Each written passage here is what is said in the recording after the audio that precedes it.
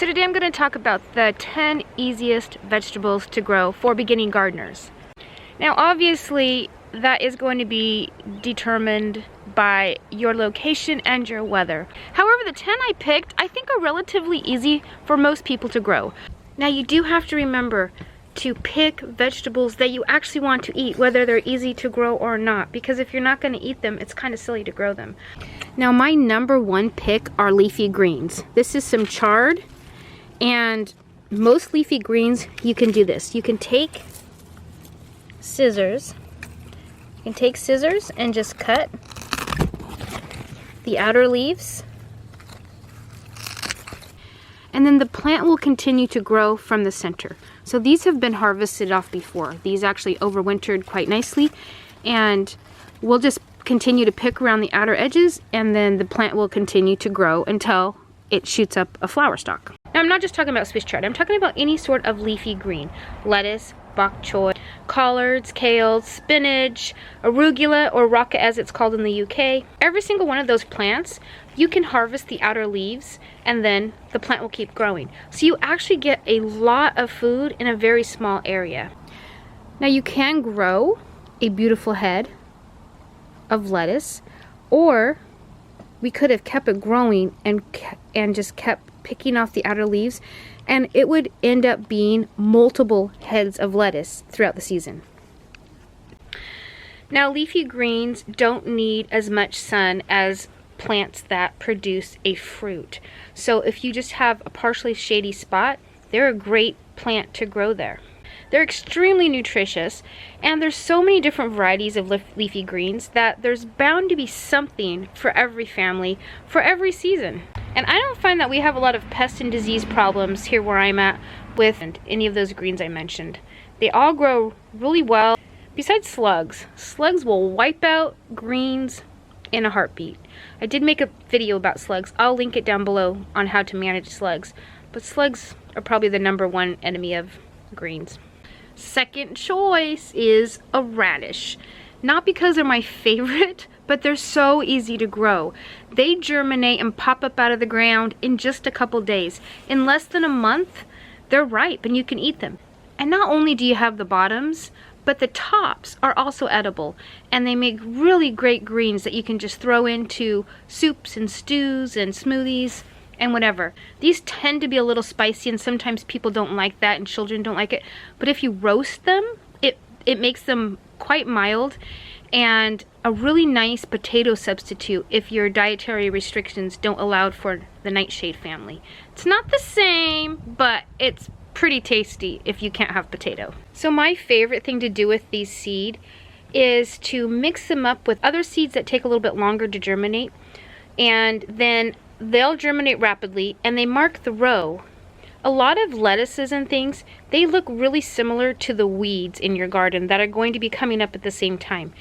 And if you mix the radish seed in with the other seed and then just plant them in a row willy-nilly, you'll have random radish seeds come up throughout the row, and then that is a really nice visual marker of where your row is, so that it can help you not accidentally weed out the plant you want. Number 3 is bush beans. Probably one of my favorite things to grow because they are not only so easy, they germinate quickly and they pop right up, and then you have your bush beans. They're very easy to see. Children can easily plant them because they're so large, and they produce a lot of food in a small area. Each bean plant will provide a lot of green beans. You just have to make sure you keep them picked.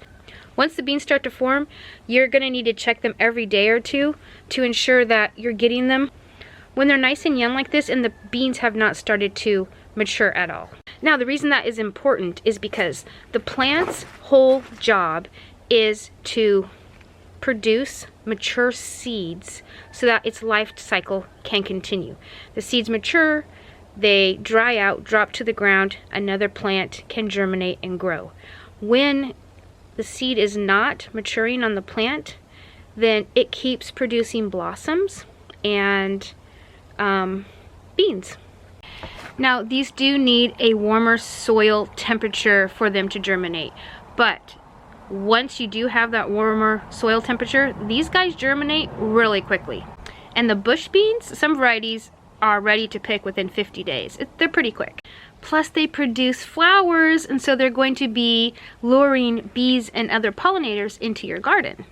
Number 4 is the pea plant. Now peas are so easy to grow, and I'm showing you this because they do need to have a trellis. Even if it's called a bush pea, it does not just form a nice bush that stays up by itself. It will flop over, and then you have your peas all over the ground, and they're much harder to harvest, and they're more prone to have disease and pest. So for this pot of peas, I have just included a tomato trellis.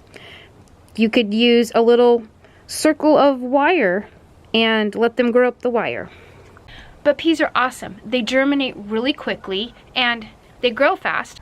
One of the coolest things about beans and peas and all legumes is that they fix nitrogen in the soil, which means they are not using up the nitrogen that's already in the soil.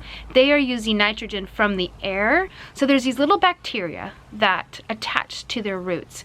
And then the bacteria and the peas have symbiotic relationship where the peas feed the bacteria, and the bacteria in exchange turn the nitrogen into a usable form that the peas can then take up. And each pea plant will actually produce a lot of peas. You just have to keep them picked like the green beans so that the plant doesn't think it has succeeded in developing mature seeds. Now another really awesome plant to grow if you're brand new gardening are zucchini. Zucchini are fantastic because unlike other squashes, they don't get huge and crawl all over the world and take over your house and stuff. They're a pretty compact plant. I mean, they're way bigger than a lettuce or a bean or something, but they're still pretty small in comparison to a lot of squash. A lot of squash really ramble, but zucchini do not. And as long as you keep them picked, they will keep producing zucchini for the whole season. Now, they also will store well in the winter, believe it or not. If those last ones, when you're up to here with zucchini or maybe even up to here with zucchini, and you don't know what else to do with them, you can let those last ones ripen on the vine, get those big giant monster zucchini that are bigger than your leg. If you leave them out there, they'll get a nice hard shell on them and they will store for a long time. We've had them store all the way through winter before. Some of them don't. You can tell they'll start to rot. They'll start to get soft spots on them, and then at that time you're going to want to chop them up, get rid of those soft spots, and then it's still edible. They are hard to cut into, but they do actually store pretty well. And a really cool thing I discovered last summer was slicing it really thin, dehydrating the zucchini into long strips, and using it as a replacement for lasagna noodles. They work fantastic, and in the dehydrator they're nice and crisp, and they have kept, I still have loads of them in my garage. They did not go bad at all. They kept beautifully. Number 6 are garlics. Garlics are so easy to grow. You plant them in the fall or late winter. Actually, I think I planted these in very late fall, and so they're not as large as they could be, but they're so easy. You simply take the cloves, break them up, plop them in the ground, and they grow. It's like magic. Choice would be cucumbers, because cucumbers produce a lot of fruits per bush or vine or however you grow it. They are just like the other ones I've mentioned. Keep them picked and they will keep producing. One cucumber plant will give you multiple cucumbers off of it that you can use. They're pretty easy to grow. You might want a trellis. I prefer a trellis. I have grown them where they just sprawl on the ground. It's much easier to find them and pick them if you have them trellised. But a simple wire frame, even a tomato cage, is sufficient to grow your cucumber plants up. And there's several varieties. If you don't have a lot of space, you can grow them in containers. So my number 8 choice is a cabbage. Now this one's a pretty small one, but cabbages get really large, and they have big old leaves that grow all around them, and you can actually eat any part of the cabbage. They're so dense, they provide a lot of food per plant. They can tolerate colder temperatures, so They're a plant that can be grown in early spring all the way through later fall, and in some areas you can grow them right through the winter. Like where I'm at, they're good right through the winter. And for the brassica family, which is like the broccolis, cauliflower, cabbage, Brussels sprouts, I find that cabbage have the least pests. Number 9 is onions. Onions are super easy to grow. Now some people say they're not easy to grow because you can't always get the big bulbs off of them, especially if you use onion sets. If you want the bigger bulbs, you're going to want to grow them from seed. But they're easy to grow. If you buy these little sets, they're so cheap. There's 60 of them in here for $3.98. 60 onions for $3.98.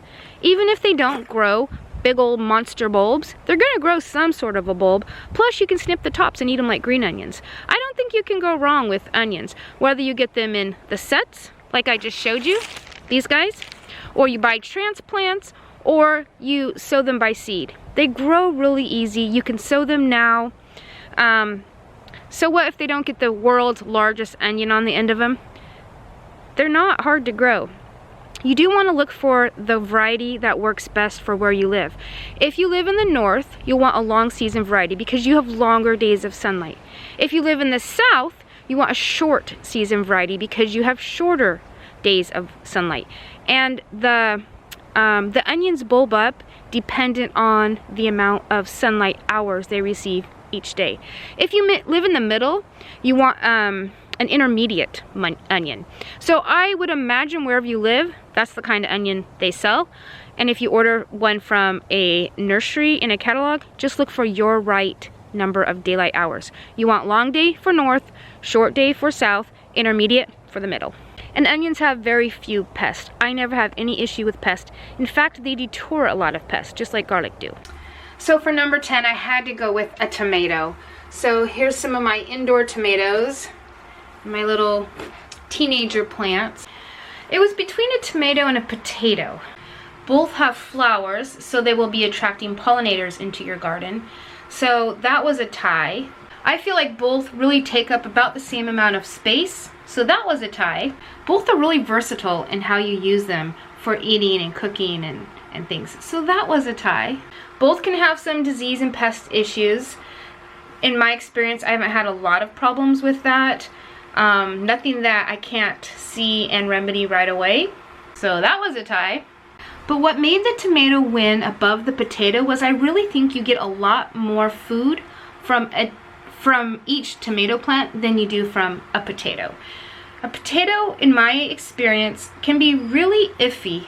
You can either get a nice amount of potato, maybe 10 to 1, or 1 or 2. It just depends on what happens underground. At least above ground, you can tell what's going on. And I feel like they're actually easier to take care of in that you don't have to keep mounding the soil up on the stem of the potato. So you can simply get one of these tomato cages and let your tomato grow up it and prune it. Just cut off some of the branches as they start to look a little bit on the ugly side, and you're good to go. I mean, really, either one would be a good choice. Both of them are very versatile. You can use tomatoes in so many different products and in so many different ways, and potatoes are the same way. Potatoes store well. Tomatoes, they can be canned, frozen, dried. So either way, you can have some food from that one plant that lasts you for quite a while. I mean, I picked tomatoes, but maybe we should just say it's a tie. And potatoes and tomatoes, either one would be a good choice. If you don't have a lot of space, most of these vegetables you can also grow in containers, as well as in beds, on the ground, hydroponically. There's all kinds of ways that you can grow most of the ones that I've mentioned. That's all I've got for today. So until next time, see ya.